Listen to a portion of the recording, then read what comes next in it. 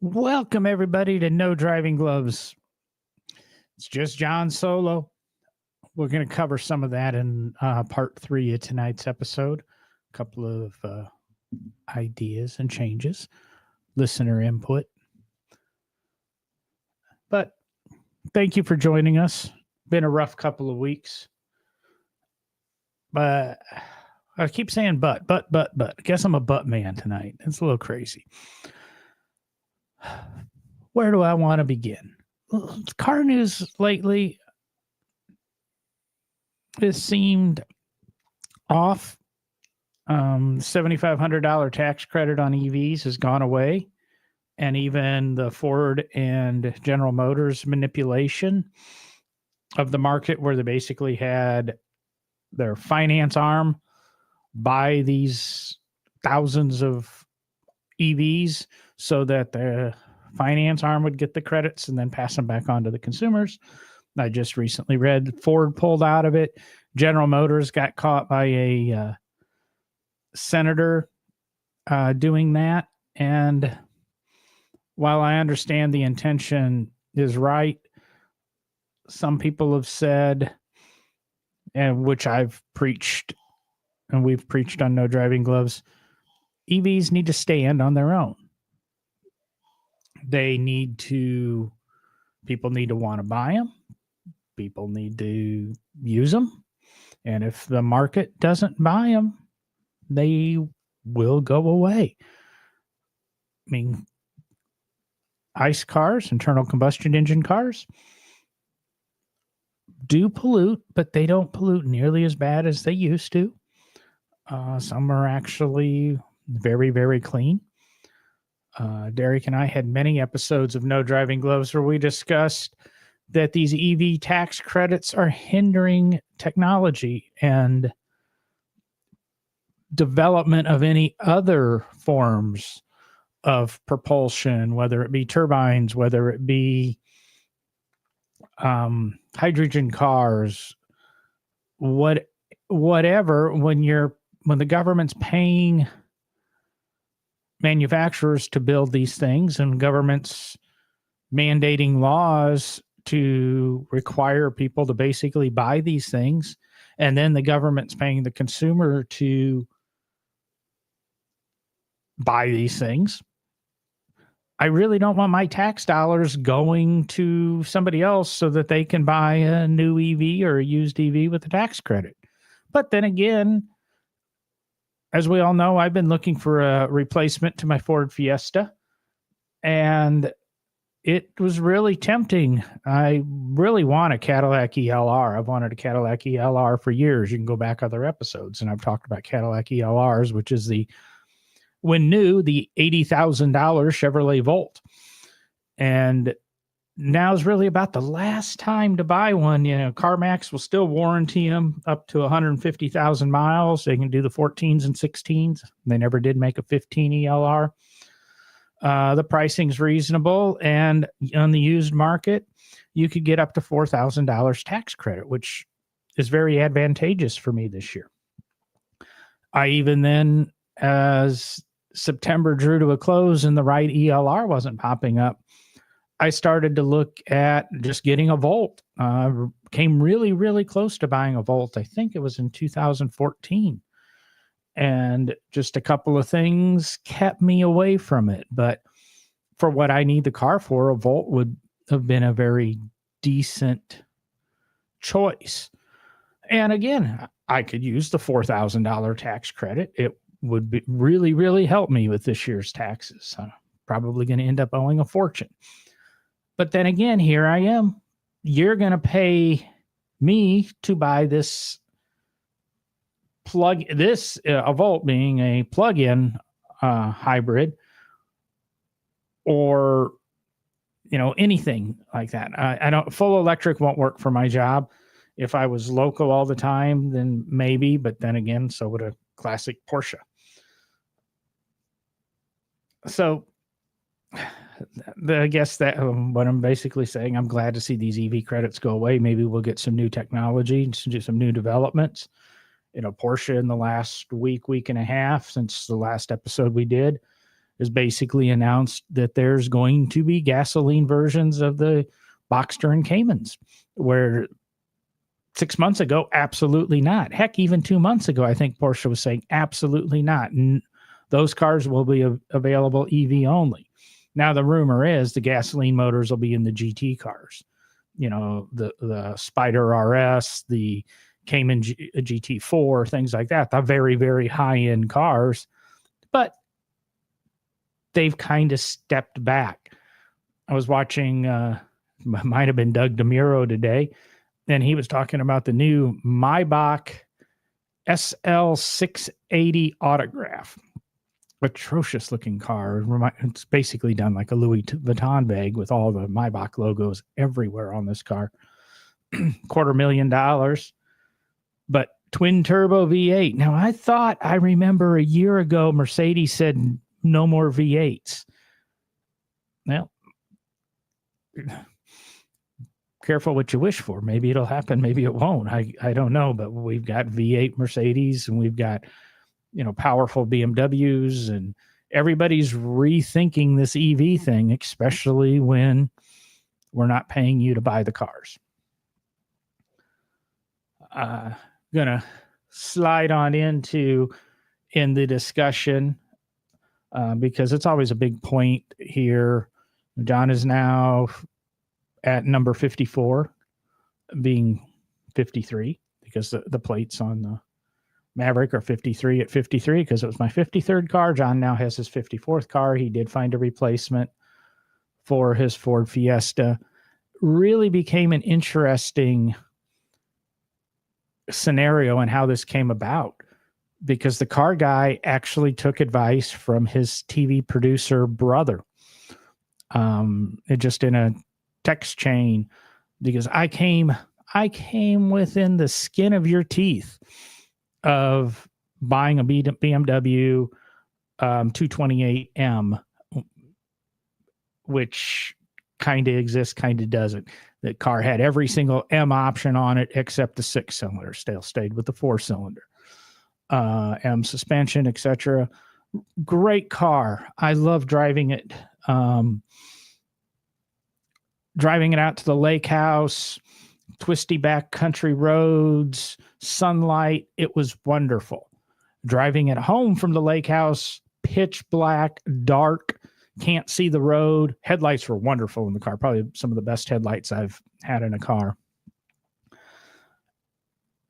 But it felt no more exciting than driving a Camry or my Fiesta, or there was just no excitement driving it at night on those roads at slow speeds or slower speeds. I mean, yeah, in the sunlight, paddle shifters, bing, bing, bing, bing, right up and down. Thing was great.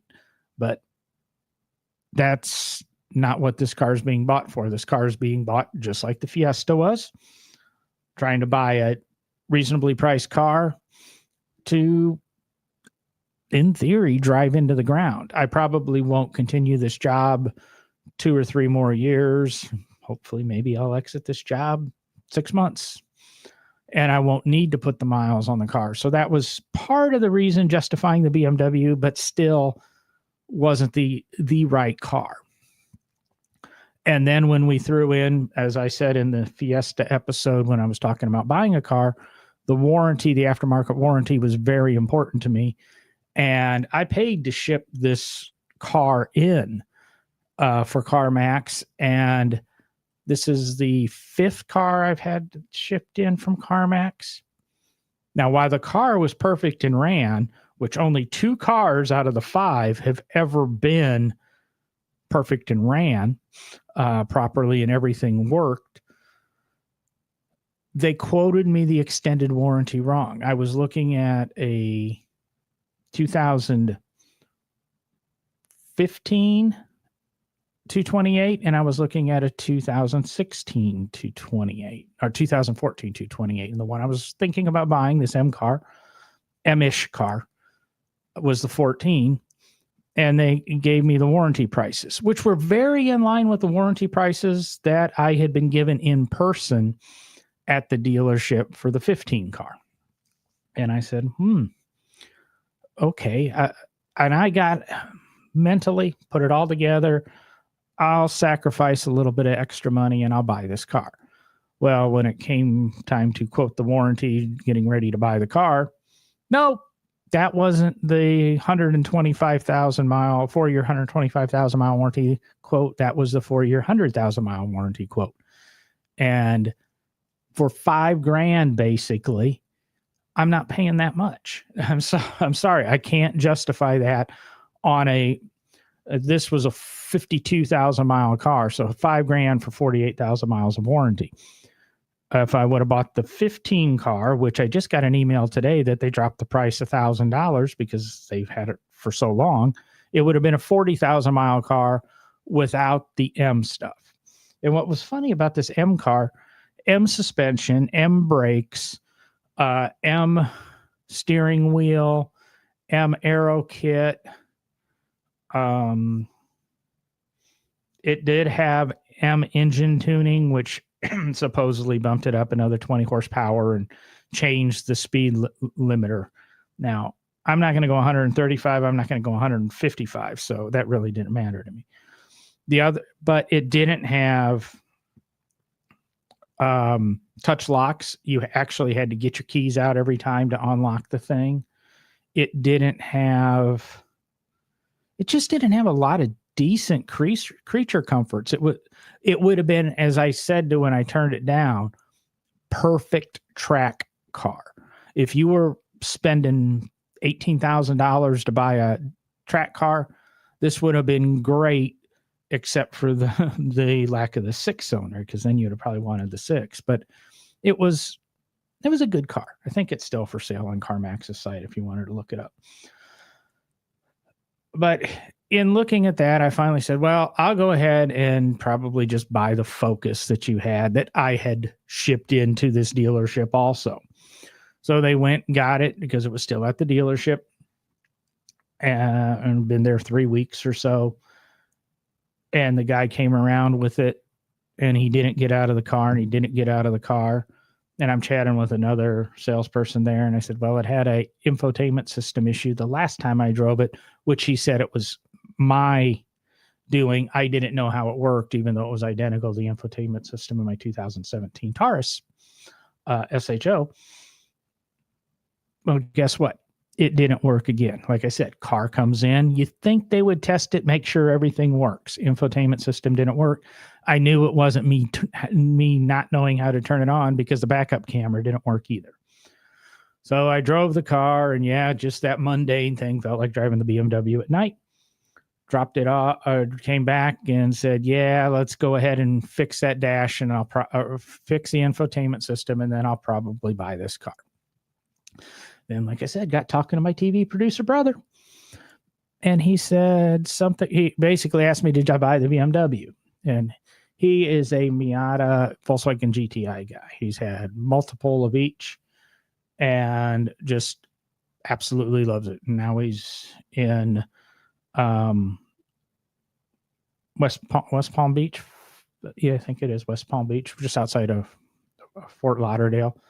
And so he just bought a new Miata 6-speed, blah, blah, blah. And I came close to buying one. I drove by one, and it was white and red mirror caps. If it would have had a red interior, I'd probably be driving a Miata too. Never mind all the aftermarket stuff that I knew better than to buy the car because of. But he said, you're looking at a BMW, you're looking at Focus. Why not look at a Mazda 3? And then ironically, my Nemesis podcaster buddy, why am I forgetting his name? Smoking Tire, Matt Farah. I had just done a review on a Mazda 3 6-speed and said, it's actually a fun little car. So I looked up on the CarMax's site, Mazda 3, Mazda CX-3, which is the sport utility, and went over and looked at them. Ironically, car salesman, you need to work Fridays. I worked with this salesman for 2.5 months, and the Focus got fixed. He texted me on a Thursday afternoon, told me it was good. I said, I can be there at 11 o'clock tomorrow morning, or I can't be there till Sunday. Well, I forgot he didn't work Fridays. I knew that in the back of my head. And when I walked into the dealership, he had just texted me that, how about Sunday at 11 a.m. or whatever? And I'd said, yes, but I was already at the dealership. So I went in, talked to a guy and said, I want to look at these two cars. I walked out, looked at the Mazda 3 sedan, and this is too big. I don't want a car this big. Well, I looked at the CX3, liked it, actually put a reservation on it to go drive it on Sunday when my salesman would be back. But guess what? My salesman wasn't there. I was done by 11:30. I needed to be home by 1. So I'm going to drive over and look at this Transit Connect at a different dealership. And I'm going to wander. Well, that little dealership is right next to the Mazda dealership. And I said, I'm going to drive through and see what they've got for CX3s and Mazda 3s. They didn't really have a Mazda 3 that floated my boat, too many miles or too many dollars. They had a CX3 that I liked. And I said, I wonder how much this costs. So I pulled up their website. And the first car to pop up was a 2014 Mazda 6 with 50,000 miles on it for dirt cheap. And I go, And then the next car was the CX3 at double the price. So I said, I'm going to have to go talk to somebody. So I went talk to the salesman, la-di-da, Carfax. Cars had 3 side swipes on the left front corner, owned by an elderly couple, I was told, very elderly couple. They did it. She didn't want to get rid of the car. He thought they should have something newer. This went on with my grandparents on my mother's side, that my grandfather was certain he was going to pass away before my grandmother and wanted to make sure she had a really good car after he passed. And this was in the mid 90s. So he ended up getting her a Chrysler Fifth Avenue. Talk about however you want. Well, life being what it is, my grandmother ended up passing 7 years before my grandfather. So I had heard this before, is, the gentleman, the husband wanted to make sure the wife had a very good car. And we probably can even do that because my stepfather passed away earlier this year, about 3 weeks after he had bought a new car, saying it's probably the last car he's ever going to buy. And it might have been the same thought process there too. Make sure my mom was taken care of. Well, the car had already been through new tires, new brakes, new serpentine belt, new wires, new plugs, oil change, radiator flush, brake fluid flush. All that was done. Just basically waiting detail. I drove the thing and said, I'm paying cash for this one's not a problem. The BMW I was going to finance a little bit. I could have paid cash, but I just have a tough time writing that big of a check. Still had a tough time writing this big of a check for the Mazda 6, but so long story long, there's a 2014 Mazda 6 in the driveway, which I absolutely enjoy driving because my brother said it never even crossed my mind to look at a Mazda. And it gave me a lot of the comfort the Focus did, but it gives me a little bit of that rough, visceral edge, and it's probably more that the Mazda is a cheaper car, and they try to pretend they're sporty. Now, don't get me wrong. The 6 has over-assisted power steering. That drives me nuts. It doesn't have touch entry. I've got to pull my keys out to unlock the door, but I don't need my keys to start the car like I do with my Maverick. But like I said, it's just over-assisted power steering. It rides really well. It's exactly what I needed for a work car. 50,000 miles. These things go 220,000 miles if they're taken care of. When I bought my Fiesta, I knew 170, 180 was life expectancy, and that's right where that car got to and died. And I could have put probably about $2,000 less in the Fiesta and got everything fixed on it that was broken right now, or I could have got the Mazda 6. So I got the Mazda 6. It was just over 10 grand with a 5-year, 60,000 mile bumper to bumper warranty on it. So it's warranted to 110,000 miles. On the back of my head, I'm thinking maybe I'll go ahead and cancel that warranty. I've put 1,000 miles on the car now and been very happy with it with very few issues, actually no issues. And I got my WeatherTech trunk liner in there, and I bought seat covers for this car because the Fiesta was black with a tan interior. This is white with a tan interior, and I just trashed that tan interior in the Fiesta. I go, maybe I'll take a little bit more care of this. So I bought some seat covers, which are kind of cool, black with a little tan leather stripe in them. So it matches the tan on the door panels, or beige, or whatever you want to call it. So it integrates the seat covers in there, and got my fridge in the back and my desk on the passenger seat. And I haven't decided whether or not cigars will be enjoyed in this car or not. But for those that really cared, that was John's car buying experience and car buying this time around. Who knows what'll be next? What I have learned, though, I think I really made a mistake with my Maverick. I've finally fessed up to Brandy. Great truck. Love the hybrid. Love the gas mileage. Love everything about it except hauling stuff, which is what I bought it for.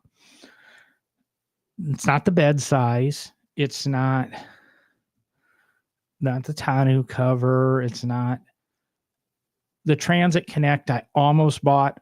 And literally, I was taking the keys back to the Ford dealership to say no to this Transit Connect, or no to the Maverick.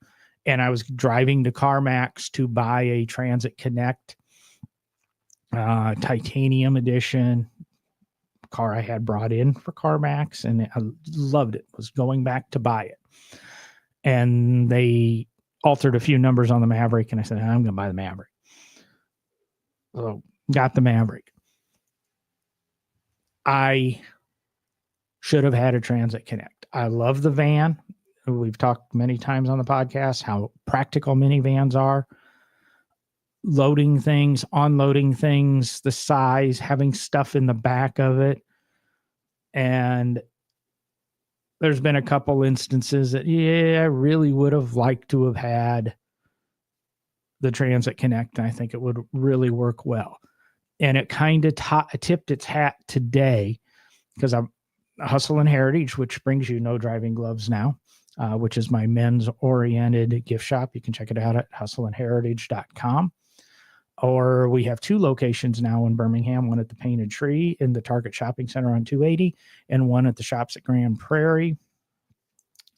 Shops at Grand River. Grand Prairie's from Peoria, where I'm from, but Shops at Grand River at Grand River Pickers. And Grand River Pickers is men's gifts with some antiques. Painted Tree is all high-end men's gifts. So there's the plug. There's the commercial.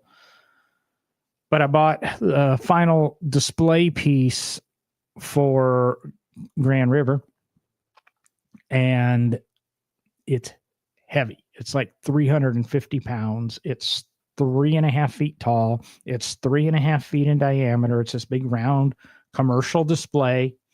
I got a great deal on it. Loading it in and out of the Transit Connect would have been so much easier with a 2-foot lift as opposed to a 4-foot lift, basically, to get it into the back of the truck. Getting it out, I don't know I don't have a clue how the heck I'm going to get it out without paying somebody $20 over at Grand River to help me unload this thing, because it's just so heavy and it's a long drop where I could have potentially even rolled it out of the Transit Connect, and it's in the driveway in the truck, but I don't have a topper or a shell, and I think actually it would be too tall if I had a shell. Tonneau cover doesn't cover it, so it's outside exposed to the elements tonight, which will get some dew and some humidity. It won't destroy the table, but don't like that idea. So another win for the minivan.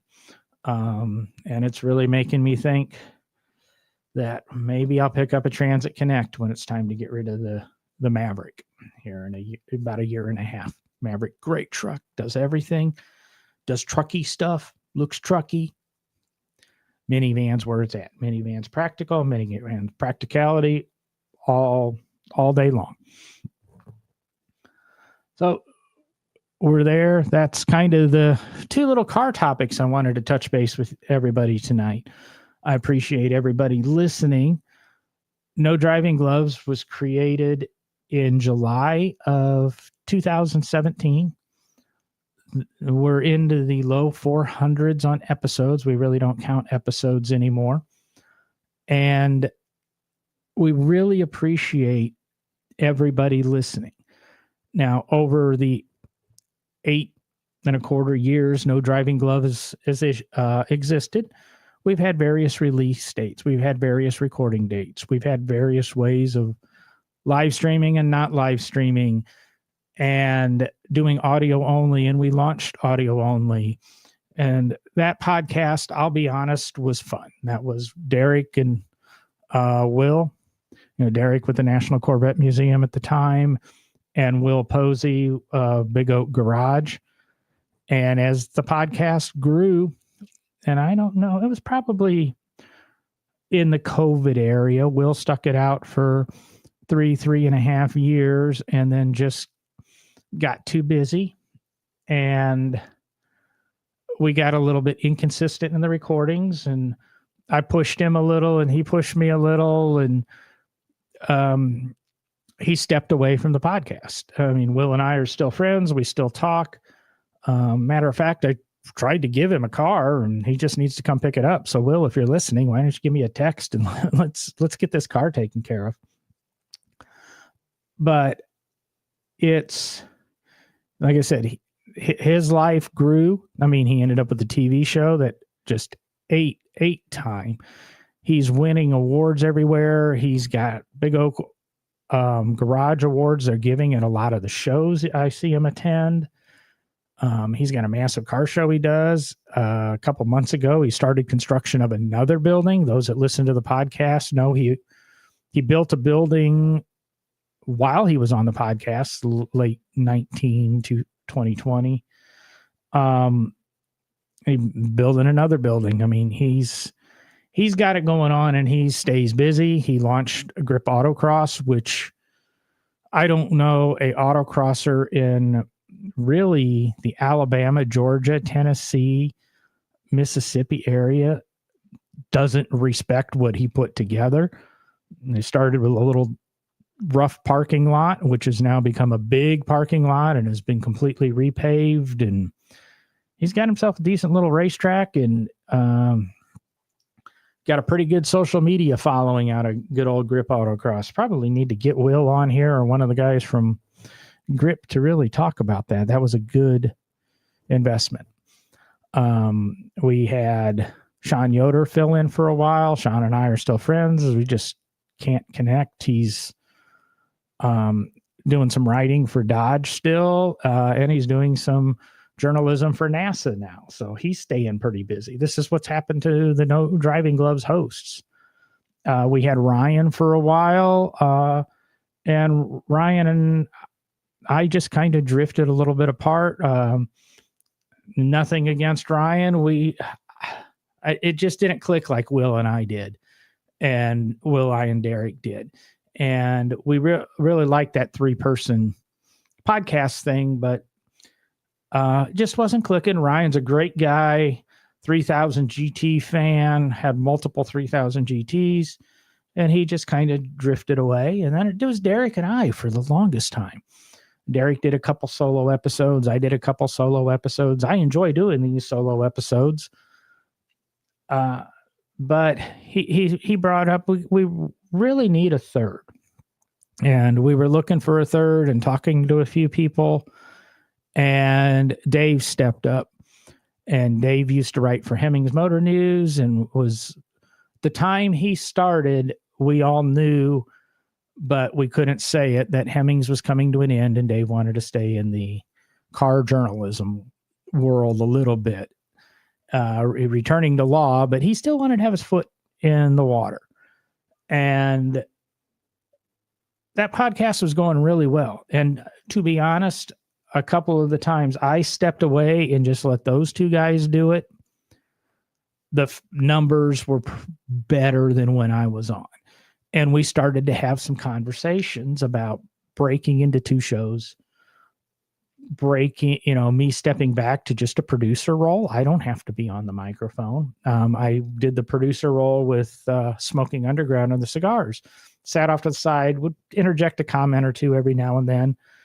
But Dave and Derek just clicked. And to be honest, we finally agreed to, Dave and Derek, you do your show. They had brought on a guest, and unfortunately, I'm forgetting his name. And that was one of our best shows in many years.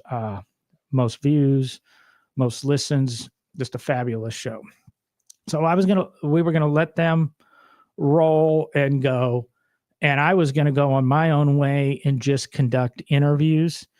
And I would maybe produce, but I would produce their show, edit their show, all of that, but they would be the faces.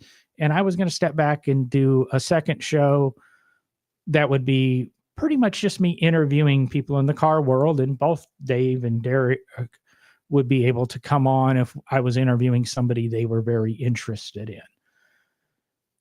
Well, things were agreed upon, and within a couple of weeks, Derek had a very major life change. Nothing bad. Nobody passed away. But he decided he needed to step away from public. He closed his social medias.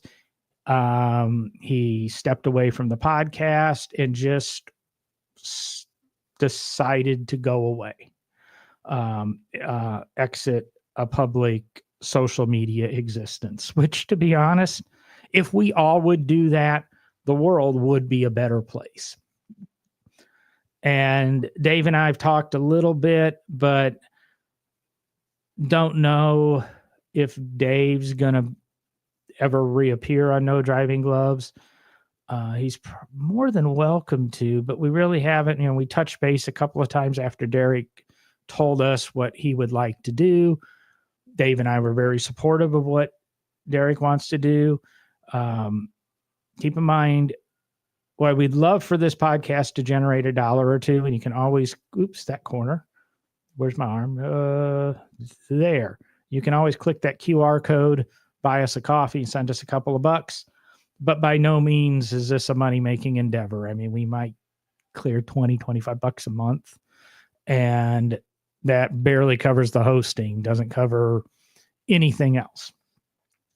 And I'm not begging you to give me money yet, but the Dave and Derek era of No Driving Gloves has passed. And unfortunately, that means those two original co-hosts that I had, and I had selected them in my head because I started planning No Driving Gloves in about 2015. And I went through my social media feed and my friends list and who would I really think would be good here. And I had met Derek at the 40th anniversary of the Mustang, or 45th anniversary of the Mustang, one of those. And we had encountered each other at the Henry Ford and various times over the years. And Will and I had went to school together. So everything I knew would click in that. And I put it out to a few other people, and it just still focused on those two original picks. And never really found somebody to replace Will, and never really found somebody to replace Derek. And I'm doing the same thing right now. I'm going through my friends list, my knowledge base. Unfortunately, I'm not in cars every single day. I work for a computer company during the week. I have my own retail business now. I have my own podcast production company. So I've got all these things going on. And as my driveway reflects with a Maverick, a Mazda 6, a Camry, the only fun cars, the Mini, I'm not even the car person I used to be. Man, it's been tempting to buy a Caterham lately. Really, they even talked about it on another one of my podcasts, and it's like the ultimate toy. And there's a couple of really good Caterham Birkins out there right now at a price that I would be willing to pay. Not probably going to happen, but they do exist. So I'm still going through that. I'm sorry I can't hit regular episodes here because I'm so busy with everything else. This month, things are calming down. We will not be doing a show next week live. Maybe I'll pre-record one, but probably not. Brandy and I are headed off to the mountains. We're going to our mountain house, and we're going to enjoy a few days of isolation. We're going up on Thursday, coming back on Sunday, with no intention of doing anything. Just trying to check out from the world. When I come back, there's a couple people I might invite to come on the show. And we're going to try those people on the show and see if there's chemistry, if it jives. I'm looking at somebody I've never really met before on a national level. And I'm looking at somebody that I casually met a few times on a local level. And I think there's advantages to both. National level, a little bit more exposure, completely different friend bases.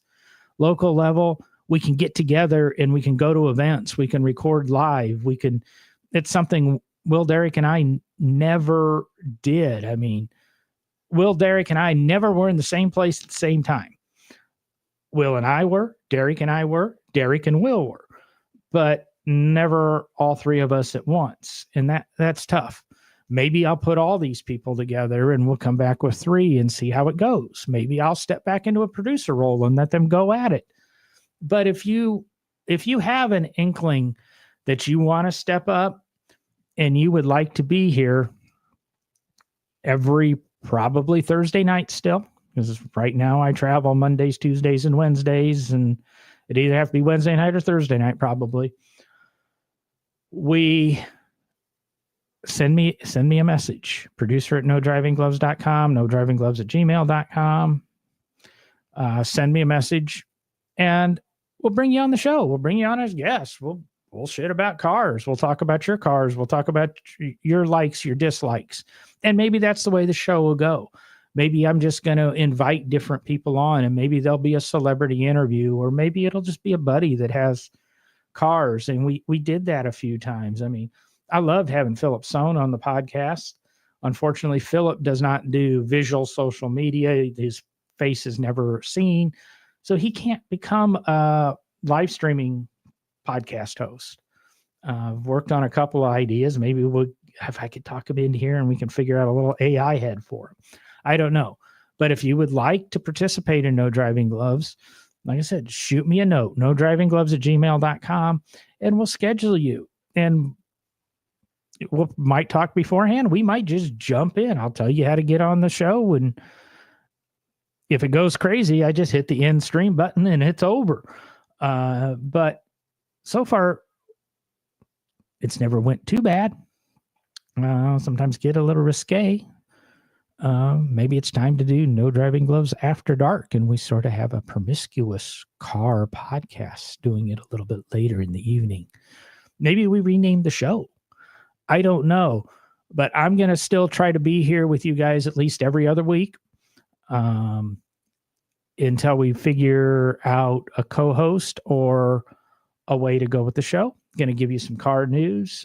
Be more with me. It's going to be more modern stuff. I don't know how to talk classic stuff that much. Maybe we can talk, 50s, 60s era sports cars, European sports cars, and more modern technology is my wheelhouse.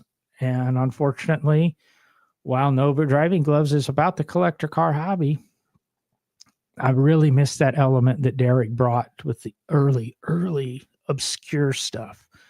And I really miss what Dave brought with that mid-century stuff. I miss what Will brought with the hot rod stuff. But as time goes on, we get busy, things change. Podcasting is a big passion of mine. Podcasting is included even on my license plates on 2 of my 3 cars.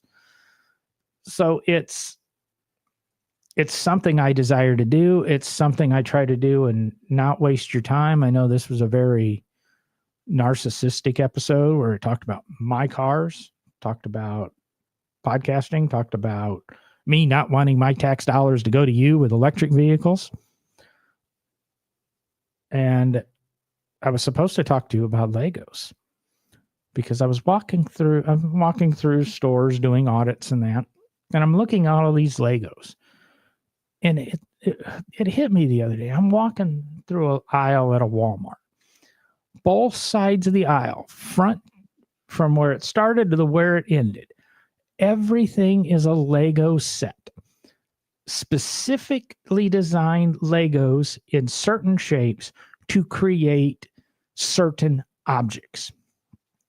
Nowhere on that aisle was a box of Legos to allow creative thinking. Remember when we had Legos as kids? For those of us that are my age, I'm 50s, 40s, back in the 80s and 90s, we had Legos. You bought Lego sets, and yeah, those sets were designed to make 5 or 6 different things, but all the blocks were the same. 2x4s, 2x3s, 2x2s, 2x1s, 1x1s, and certain little windshields and round things and a couple of smooth things, and you could build lots and lots of things. But now we've got these molded Lego pieces that look like car body panels or are so obscure and chunky, it's really not the car or the flower or the Harry Potter house or the Smith Corona typewriter or the Nintendo or the Atari 2600. There's no creativity. Part of the fun of Legos to me was getting out there and enjoying the damn Lego, getting your creative mind to wrap around something. For me, it led to wanting to be an entrepreneur, to create a business. It led to my 3D printing with my 3D printers next to me, with my laser work, which lasers are in the garage, with my wood turning, my woodworking, my pen turning, all of that. It's related to it's created creativity. No Driving Gloves is different than other podcasts because I'm different. Derek's different. Will was different. We're all creators. We all build things with our hands and our minds. I'm a lot better doing it with my mind than I am with my hands some of the times. But part of that core thing was Legos and erector sets, and where you just took the pieces and you created something. But you can't do that. I could go buy 10 Lego sets right now, and I probably can build 10 things, which are the pictures on the box. I can't take those 10 sets and build one big massive thing because half the parts aren't going to fit together. But then maybe that's a challenge. I'm so disappointed, and Legos are just, like I said, production things. And when you're going down these aisles, they're playing on my generation. Like I said, a Polaroid One Step, a Smith Corona typewriter, an Atari 2600, things that we remember from our youth. And, they're Legos because we remember Legos. How hard can it be to build an Atari 2600 out of parts that are specially molded to look like an Atari 2600? Or you get the Technique sets now that build Koenigseggs and Ferraris. And when I stopped drinking in the mid-90s, I celebrated every New Year's with a Lego set or a Mega Block set. I kind of enjoyed the Mega Blocks a little bit more than Legos, especially because they were cheaper. And my mother-in-law at the time would usually buy me a Lego set. And that's what I did on New Year's. About 10 o'clock at night, I'd get up, get it out, and start assembling it. And the goal was to get it assembled before I went to bed. I didn't make it the year I put together a 1,800-piece Mega Block space shuttle. About 5 a.m, I gave up and finished it the next day. But that's what I did when I quit drinking. What I did to entertain myself. But they're here. These Lego sets are designed kind of for us adults to think we're doing Legos. How about giving us a box of black and brown and a couple of red Legos, and we've got to make our own 2,600 and figure out how to snap them together and put them together. Don't pre-design stuff. I mean, I've got a gorgeous Ford GT Lego, but the bonnet and the bonnet and the boot, or the hood and the clamshells are pre-molded. The doors are pre-molded. The Legos inside are, real Legos that build the chassis, but they don't show anything on the outside. So there's my rant on Legos too. So I know No Driving Gloves has been a little bit different with me doing solo episodes. Some of my episodes are pretty good, but I'm trying not to keep you bored with numbers. Here's something here on the Lego sets. I just asked ChatGPT 10 reasons Legos not to buy Legos. 1 is ridiculously expensive now. 2 is nostalgia isn't cheap therapy. The adult Lego sets are so expensive. It's therapy. They joke about the stepping on Lego pieces and how it hurts. They're dust magnets, because if you ever tried, and that's part of the problem of keeping my Lego sets clean. They collected dust. Creativity is sold separately. That's what I was saying, is once upon a time, you built whatever your imagination dreamed up. Now every brick is tied to a licensed set. Star Wars, Marvel, Harry Potter. Creativity is replaced by instructions. And that's what I really say. You'll never finish that set, which is kind of believable with some of the Technique sets. I even looked at putting a Titanic brick-like set in my booth that was 8,000 pieces. And then that would have went in the Hustle and Heritage store. But 8,000 pieces.